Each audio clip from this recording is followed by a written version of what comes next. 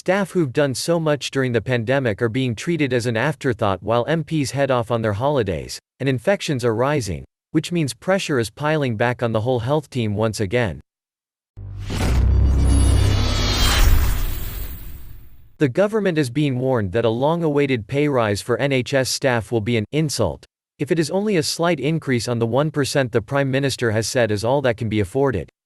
Health unions are stepping up pressure for an end to the delay in giving nurses and other staff a wage increase amid speculation that an announcement could be made in the next few days, possibly of a 3% increase.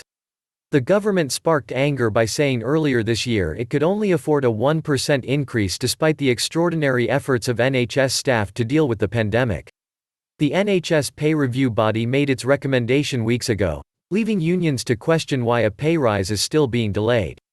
A Royal College of Nursing spokesman said, Health Secretary Sajid Javid has a historic opportunity to show the government values NHS staff and knows the importance of this pay rise to improving patient care. Nursing pay has fallen significantly in the last decade, by 15% in real terms. If the government is serious about filling the tens of thousands of vacant nurse jobs, then a significant pay rise is needed. It is as crucial to NHS recovery in the coming years as any other piece of investment. Low-level awards of a couple of percent would look timid and insult staff when the challenges they face have never been greater. Unite National Officer for Health Colenso Jarrett Thorpe said, if the pay review body is recommending a 3% pay rise, it is a small step forward on the insulting 1% the government offered in March. However, this recommendation in no way recognizes the 19% drop in real earnings that many NHS workers have endured in the last decade, nor the immense sacrifices that health staff have and are continuing to make as COVID infection rates rapidly rise again.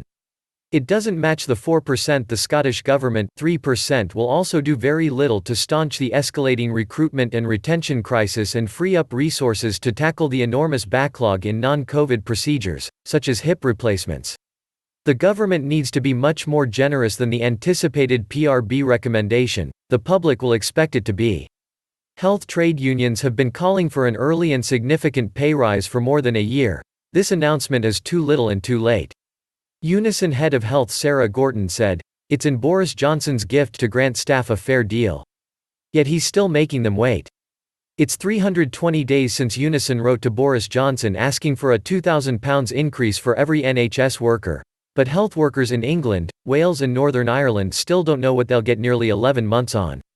Staff who've done so much during the pandemic are being treated as an afterthought while MPs head off on their holidays, and infections are rising, which means pressure is piling back on the whole health team once again. The least the government can do is confirm now that staff will get a decent pay rise. Campaigners will hand in a petition to Downing Street on Tuesday, signed by 800,000 people, calling for a 15% pay rise for NHS workers.